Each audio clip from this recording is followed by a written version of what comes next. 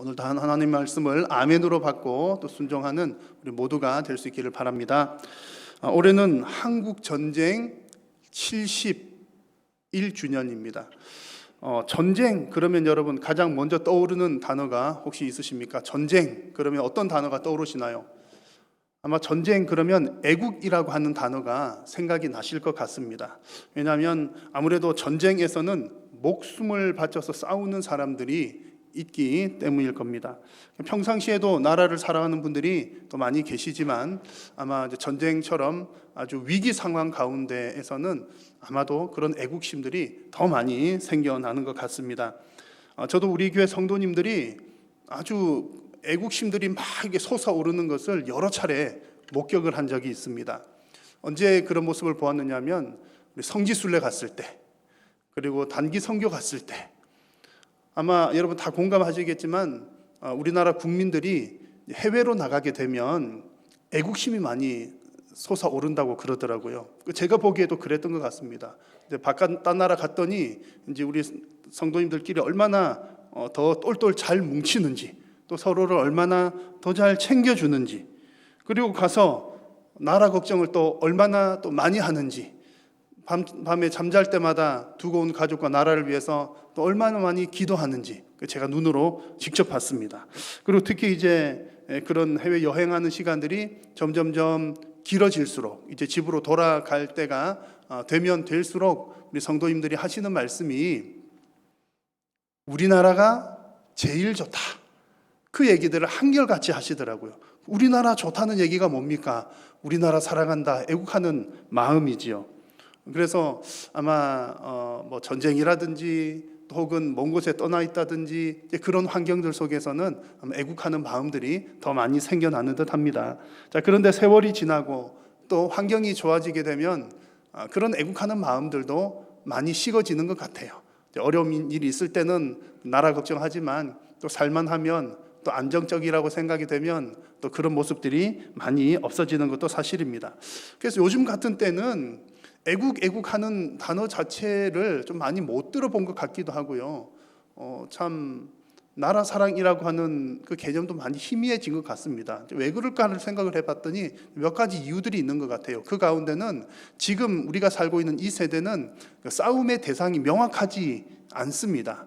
그러니까 어느 나라와 어느 나라, A라고 하는 나라와 B라고 하는 나라가 전쟁을 한다. 그러면 적군이 매우 명확하잖아요. 그러면 저쪽은 적군이니까 저쪽 아닌 사람들은 다 우리 편이니까 우리끼리 똘똘 뭉치고 우리 편 이기기 위해서 그 사랑하는 마음, 애국하는 마음들이 생겨날 텐데 요즘 같은 때는 적군이 명확하지가 않고 또 싸움의 물리적인 전쟁이 일어난 지가 너무 오래되었기 때문에 전쟁이라고 하는 생각도 또 희미해지고, 그래서 꼭 내 나라를 지켜야 되겠다, 그런 생각들이 또 많이 약해지는 듯합니다.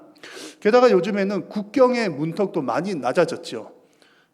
이전 같아서는 나라와 나라의 경계가 분명해서 우리나라 너희 나라, 그리고 멀리 떨어져 있고 교류하기가 쉽지 않았는데 요즘에는 나라와 나라의 문턱이 얼마나 많이 낮아졌습니까?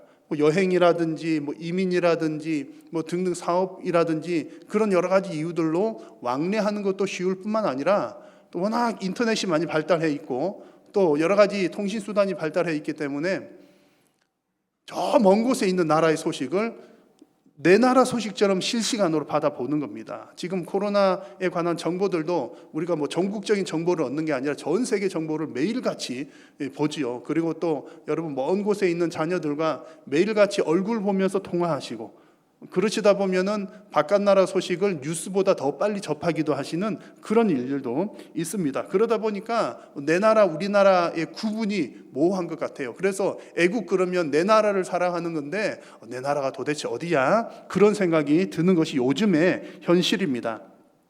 자, 여러분, 이런 분위기 속에서 우리 성도들에게 국가, 나라라고 하는 게 과연 어떤 의미이며, 또 우리가 이렇게 국가 개념도 희미해지는 것 같은데 우리가 꼭 애국을 해야만 하겠습니까?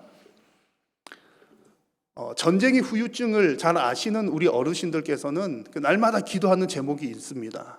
우리나라에 전쟁이 일어나지 않게 해주십시오. 그렇게 기도하는, 날마다 그렇게 기도를 하시지만 사실 전쟁을 겪지 않은 뭐 2세대, 3세대 또 지금 아주 어린 세대들에게 전쟁은 무서운 거야, 전쟁이 일어나지 않도록 기도해야 돼, 그렇게 얘기하면 마치 아이들에게는 어떻게 들리냐면 옛날 옛적 호랑이 담배 피던 시절에 그런 얘기로 들리는 겁니다. 그만큼 지금 우리는 전쟁의 위험과는 좀 많이 멀어져 있는 것처럼 보이는 그런 시대 가운데 살고 있습니다. 자, 오늘 우리가 함께 나누고자 하는 말씀은 이런 시대 가운데에 우리 성도들이 과연 나라, 국가에 대해서 어떤 마음, 어떤 신앙적인 관점을 가져야 하는지, 또 우리가 애국은 당연히 해야 될 것 같은데 왜 우리가 애국하고 어떤 마음으로 애국을 해야 하는지 오늘 말씀을 통해 함께 하나님의 음성을 듣고자 합니다.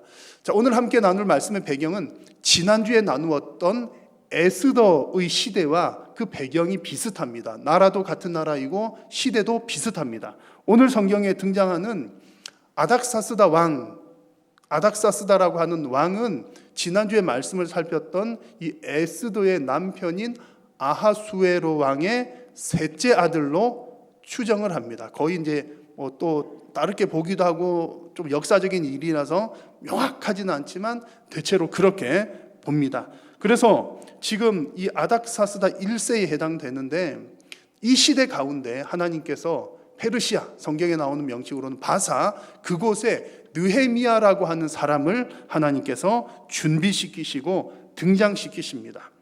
자, 오늘 이 느헤미야 이전에 어떤 맥락들이 이어졌느냐 하면 느헤미야 이전에 이제 두 차례에 걸쳐서 포로 귀환의 일들이 있었습니다. 오래전에 이스라엘 백성들이, 유다 백성들이 포로로 바벨론으로 잡혀왔죠. 그리고 70년이 지난 후에 하나님께서 약속대로 포로에서 되돌려 보내주시는데 1차로 되돌아갔던 일이 스룹바벨에 의해서 그 사람들과 함께 또 되돌아갔던 일이 있었고, 그러니까 오늘 본문의 배경을 하면 대략 80년 전쯤 일입니다.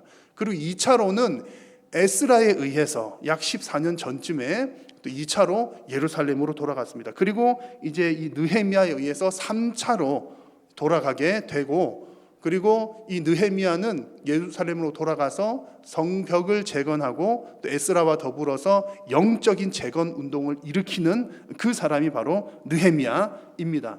오늘 읽은 본문은요, 이렇게 느헤미야가 돌아가서 예루살렘으로 돌아가는 얘기, 또 재건하는 이야기들의 어떤 첫 계기가 되는 그 부분에 해당하는 내용입니다.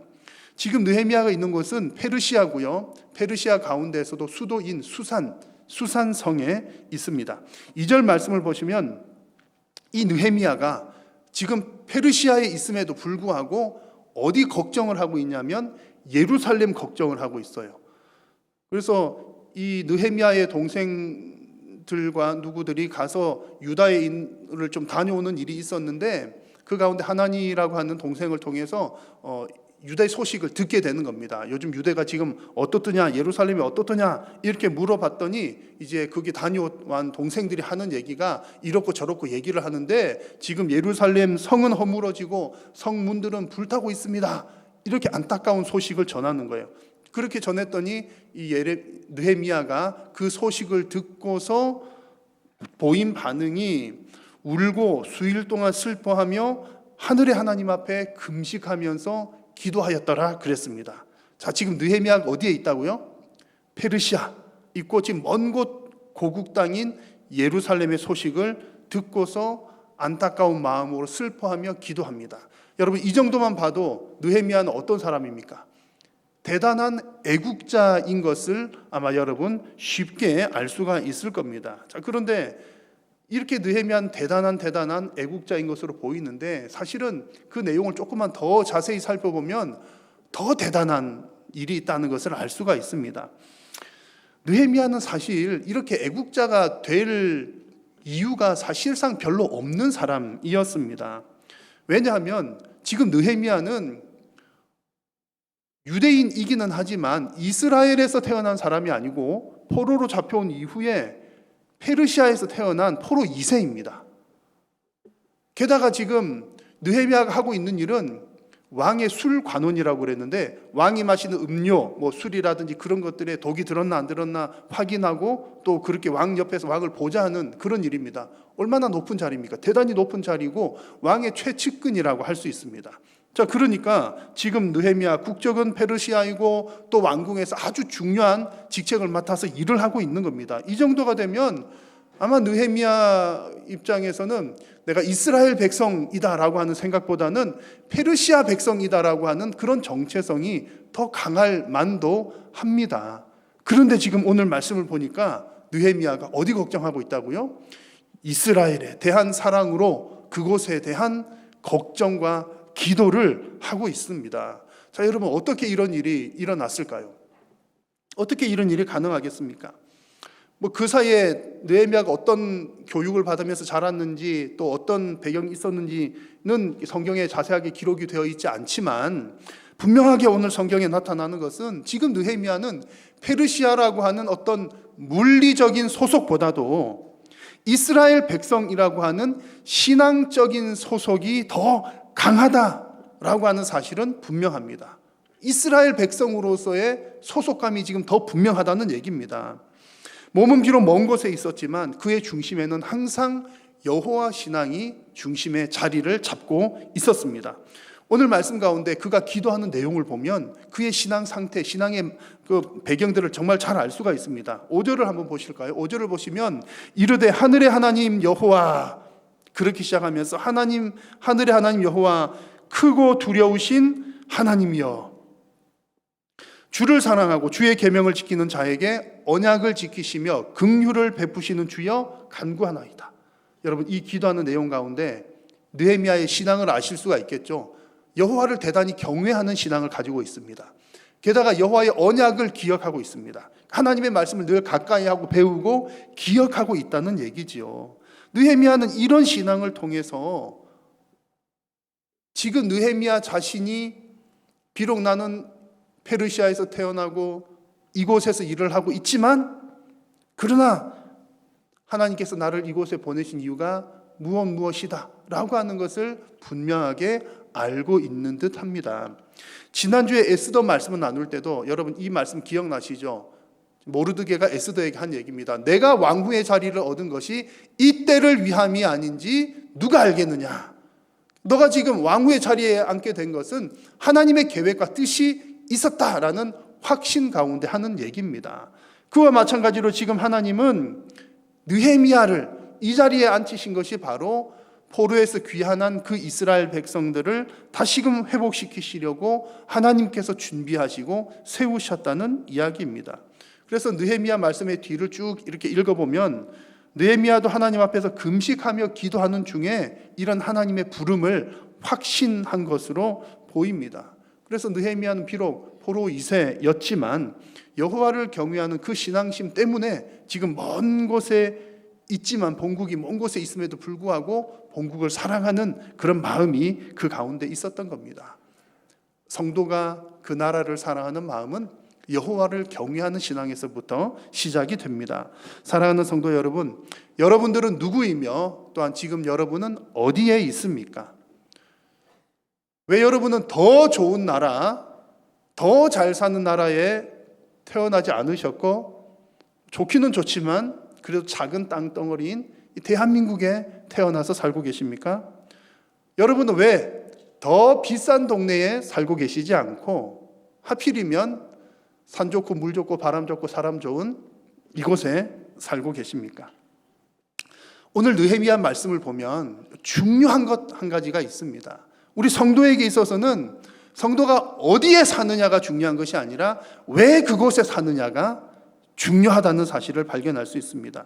그래서 하나님께서 나를 왜 이곳으로 보내셨는지를 아는 사람은 어디에 사는지가 별로 중요하지 않습니다. 만약 내가 열악한 환경 가운데 살고 있다 하더라도 하나님께서 나를 이곳으로 보내신 이유를 아는 사람은 환경이 아무리 열악해도 불평하지 않습니다. 감사가 넘쳐납니다. 또 반대로 만약 내가 너무나 좋은 환경 가운데 살고 있다 하더라도 나를 이곳에 보내신 하나님의 뜻을 아는 사람은 만약 하나님께서 우리를 부르실 때 언제든지 모든 것을 놓고 떠날 수 있는 준비가 되어 있는 것입니다.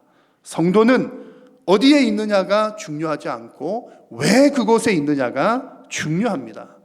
오늘 함께 예배하는 여러분 모두도 하나님께서 여러분을 왜 그곳으로 보내셨는지를 깨닫는 은혜가 있으시기를 주님의 이름으로 간절히 축원합니다. 자, 지금 느헤미야는 고향 땅 이스라엘을 대단히 걱정하고 있는데 도대체 상황이 얼마나 심각하고 무슨 문제가 있었길래 이렇게 걱정하고 마음을 아파하고 있을까요? 자, 오늘 느헤미야 말씀에서 이 문제의 핵심이 무엇인지를 우리는 좀 유심히 살펴볼 필요가 있습니다. 그냥 어려웠더라, 힘들었더라 그게 아니라 그 근본적인 이유를 찾을 필요가 있습니다. 오늘 3절 말씀을 보면 겉으로 보기에는 그저 포로로 잡혀오지 않고 거기 남아있던 사람들이 뭔가 어려움 당하는구나, 그리고 대적하는 사람들 때문에 또 성이 무너지고 부셔졌구나, 그 정도 당하고 있는 모습으로 보여집니다. 그러면은 문제가 지금 사람들이 고통당하는 것, 또 성벽, 또 성이 무너진 것, 그게 문제로구나 이렇게 보일지 모르겠습니다만, 그러나 그렇게 된 더 근본적인 원인이 무엇인지를 반드시 찾아야 합니다.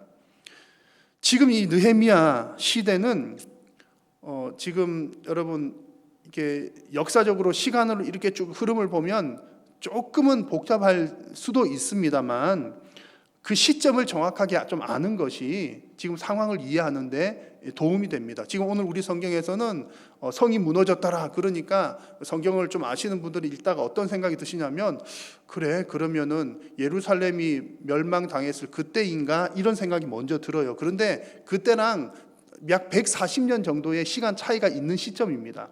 말하자면 예루살렘 성이 무너졌던, 최종적으로 무너졌던 때가 주전 586년, 그러니까 예루살렘 유대가 망한 때가 586년인데 지금 느헤미야가 사는 시점은, 또 느헤미야가 이렇게 데리고 3차 포로 귀환을 하는 시점은 대략 주전 444년입니다. 그래서 한 140년 정도의 차이가 있고요. 그리고 그 사이에 이미 하나님께서 70년이 지나면 포로에서 돌려보내준다 그랬거든요. 그래서 586년에 이렇게 멸망당하고 난 다음에 70년 지난 시점에서부터 해서 이제 1차로 스룹바벨에 의해서, 2차로 에스라에 의해서 포로 귀환이 이루어졌습니다. 그리고 1차 포로 귀환할 때에 성전도 재건이 되었어요. 그래서 여러분 예루살렘 성전의 이름이 여러 개가 있는데 아마 아실 겁니다. 처음에 예루살렘 성전 지어졌을 때 솔로몬 왕에 의해서 지어졌기 때문에 솔로몬 성전이라고 부르기도 하고요. 그리고 그 성전이 586년에 무너지고 나서 이제 포로 귀환한 스룹바벨에 의해서 두 번째로 세워졌기 때문에 두 번째로 세워진 성전을 스룹바벨 성전이라고도 부릅니다. 또 나중에 또 이게 한번 또 무너지게 되고 3차로 예수님 시대에 헤롯 왕이 유대인들에게 좀 이렇게 환심을 얻고자 또 수리를 하게 되는데, 그때 세 번째 지어진 성전을 헤롯 성전이라고 부르기도 합니다. 자, 어쨌든 지금 이 느헤미야 시대에 당하고 있는 이 어려움은 처음에 예루살렘 성전이 무너졌을 때 그때 상황이 아니라 한번 무너졌고 또 한번 재건이 되었는데 그 다음에 또 당하는 어려움을 지금 말하고 있는 겁니다. 그래서 지금 1차 포로 귀환 이후에 또 새롭게 당하고 있는 어려움이다. 즉 다른 말로 하면 성전이 재건되고 난 다음에 이스라엘 백성들이 어느 정도 회복이 되었는데 그 회복이 완전히 된 게 아니라 또다시 회복되다가 또다시 어려움을 겪고 있는 상황이다. 그런 얘기입니다. 괜찮다가 안 좋다가 괜찮다가 또 안 좋다가 그런 상황인 거죠. 최근에 우리 이렇게 리모델링을 하시는 분들, 또 건축하시는 분들의 얘기를 듣게 되었는데, 어떤 건물을 지을 때 처음부터 이렇게 아무것도 없는 데서 짓는 것보다 있는 데서 새로 짓는 거가 더 어렵다는 얘기를 하시더라고요. 왜냐하면은 그냥 아무것도 없는 데서는 그냥 하나 착착착착 쌓아 올리면 되는데, 기존에 있던 데서 뭔가를 새로 하려면은 기존에 있던 것을 고려해야 되기 때문에 더 복잡한 일들이 많다는 얘기를 듣게 되었습니다. 그 얘기를 듣고 보니 우리 신앙 공동체도 그것과 비슷한 겁니다. 신앙 공동체도 물론 처음에 교회가 개척되고 처음에 세워나가는 것도 쉬운 일은 아니지만, 그렇게 세워졌던 교회가, 신앙 공동체가 어떤 시험이라든지 어떤 문제에 의해서 한번 폭삭 넘어지고 난 다음에 다시 세우려면 더 힘든 일들이 된다는 얘기입니다. 왜냐하면 고려해야 될 일들이 더 많아지기 때문에 그렇습니다. 지금 예루살렘의 상황이 그런 상황이라는 거죠. 한번 재건이 됐다가 또 한 번 무너진 상황이기 때문에 다시 세우려면 고려해야 될 것들이 너무나 많은 그런 상황입니다. 그래서 느헤미야는 지금 우리 민족, 이스라엘 민족이 당한 이 어려움을 좀 해결하기 위해서 그 원인을 좀 더 정확하게 파악을 할 필요가 있었습니다. 겉으로 보기에는 유대인들을 싫어하는 그 사람들, 대적자들에 의해서 성이 무너진 것처럼 보이지만, 그러나 그렇게 되었던 더 근본적인 원인이 있었으니 그 근본적인 원인은 바로 하나님과의 관계에 있었습니다. 느헤미야는 하나님의 그 언약을 정확하게 알고 있었고 그 문제를 정확하게 캐치를 하고 있었던 겁니다. 여러분, 오늘 8절과 9절 말씀을 천천히 우리가 같이 한번 읽어보겠습니다. 8절입니다. 옛적에 주께서 주의 종 모세에게 명령하여 이르시되 만일 너희가 범죄하면 내가 너희를 여러 나라 가운데에 흩을 것이요. 9절, 만일 내게로 돌아와 내 계명을 지켜 행하면 너희 쫓긴 자가 하늘 끝에 있을지라도 내가 돌아오게 하리라 하신 말씀을 이제 청하건대 기억하옵소서. 아멘. 여러분, 어떤 내용인지 아시겠죠? 하나님께서 은혜로 먼저 구원을 하신 이후에 우리에게 약속을 주셨습니다. 그리고 너희가 이 계명을 지켜야 우리 약속 관계가 잘 유지가 된다 그러셨는데, 이스라엘 백성들이 바벨론으로 포로로 잡혀오게 된 이유도 무엇 때문에요? 하나님과의 이 언약을 깨서 약속을 지키지 않아서, 순종하지 않아서 깨어진 것이고요. 또 하나님의 약속을 따라 70년 후에 예루살렘 성전을 다시 회복시켜 주셨지만 그 이후에 또다시 어려움을 겪게 된 이유도 역시 하나님의 말씀에 순종하지 않았기 때문이었더라, 그런 얘기입니다. 여러분, 하나님은 분명히 이스라엘 백성들을 사랑하십니다. 당신의 택한 백성, 내가 선택한 백성인데 얼마나 사랑하시겠습니까? 그런데 너무나 사랑하기 때문에 때로는 그 백성을 하나님의 백성으로 성숙시키시기 위해서 사람의 매와 인생의 채찍으로 때로는 징계를 내리시기도 하는 겁니다. 사무엘하 말씀을 보니까 나는 그에게 아버지가 되고 그는 내게 아들이 되리니 그가 만일 죄를 범하면 내가 사람의 매와 인생의 채찍으로 징계하려니와, 이런 말씀을 주셨습니다. 무슨 관계이기 때문에요? 아버지와 아들 관계이기 때문에 내가 사랑하는 아들이니까 곁길로 가면 사람의 매, 인생의 채찍 된다는 얘기입니다. 그러므로 여러분, 하나님을 아버지라고 부르는 성도는 그 모든 문제의 해결점을 아버지와의 관계에서 찾아야 하는 줄로 믿습니다. 느헤미야도 지금 성전을 회복한 그 이후에도 또 어려움이 계속 생기는 것들을 보면서 근본적인 문제는 그냥 성전을 세우는 것, 또 성벽을 세우는 것, 혹은 뭔가 무너졌던 것을 올리는 것, 그런 환경에만 있는 것이 아니라 하나님과의 관계에 있는 것이로구나 하는 것을 깊이 정확하게 깨닫게 되었던 겁니다. 그래서 그가 예루살렘의 소식을 듣고서 가장 먼저 한 것이 무엇이었냐면 회개하는 일이었습니다. 예루살렘 지금 이런 상황이다 그랬을 때에 듣고 가장 먼저 한 건 주야로 기도하며 주님께 범죄한 것들을 회개하는 것. 내가 범죄한 것 아니라 할지라도 하나님의 백성들이 하나님께 범죄한 일을 자복하오니 회개합니다 라고 가장 먼저 했던 것입니다. 사랑하는 성도 여러분, 하나님의 백성은, 다른 사람들은 모르겠어요, 하나님의 백성은, 하나님께서 사랑하시는 성도들은 오직 하나님과의 관계를 회복해야만 삶의 모든 문제가 해결됩니다. 우리나라의 문제는요, 저는 우리나라의 문제도 성도들에게 달려있다라고 확신합니다. 성도들 한 명 한 명이 하나님의 백성으로 바로 서 있고 내가 속한 이 나라를 위해서 기도할 때에 나라의 모든 문제들도 해결이 되는 줄로 확신합니다. 여러분, 모든 문제의 근원은 하나님과의 관계에 있다는 사실을 꼭 기억하시면서 날마다 하나님 말씀 앞에 바로 서는 저와 여러분 다 되시기를 축복합니다. 자, 오늘 느헤미야 말씀을 나누고 있는데요, 이 느헤미야 말씀을 들으면서 여러분들께서 생각하실 때에 이 느헤미야는 이스라엘 사람 같습니까? 아니면 페르시아 사람 같습니까? 어느 나라 사람인가요? 느헤미야가? 그리고 하나님은 느헤미야를 보내시는데 하나님은 느헤미야를 페르시아로 보내셨습니까? 예루살렘으로 보내셨습니까? 제가 이 질문을 반복을 하니까 아마 여러분 눈치를 채셨을 것 같아요. 하나님의 백성은 하나님의 백성인 것이 중요하지, 그 하나님의 백성이 이 나라에 있느냐 저 나라에 있느냐는 그렇게 중요하지 않습니다. 하나님의 백성은 그가 하나님의 백성인 것이 중요하지, 하나님께서 여기로 보내시느냐 저기로 보내시느냐는 크게 중요하지 않습니다. 하나님은 이스라엘 혈통을 가진 느헤미야를 페르시아로 보냈습니다. 그리고 하나님은 페르시아 국적을 가진 느헤미야를 이스라엘로 보내셨어요.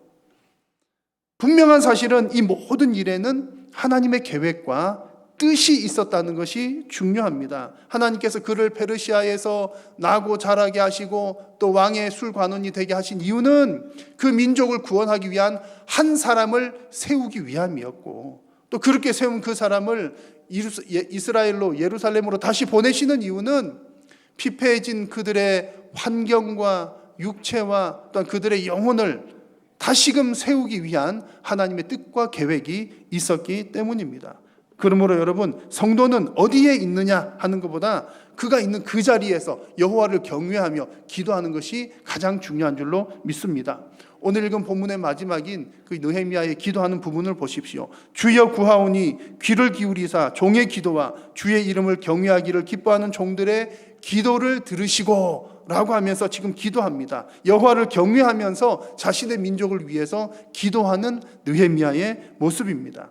느헤미야의 뒷이야기들을 쭉 읽어보시면 그가 술관원이 된 것도 하나님께서 이때를 위함이었구나 라고 하는 것을 알 수 있습니다. 다 하나님의 뜻과 계획이 있었던 것이고 그것들이 하나하나 다 진행이 되고 있다는 얘기입니다. 여러분, 중요한 것은 우리가 어디에 있든지 여호와를 경외하는 것, 그리고 그곳에서 기도하는 것이 가장 중요하다는 사실 꼭 기억하시기를 바랍니다.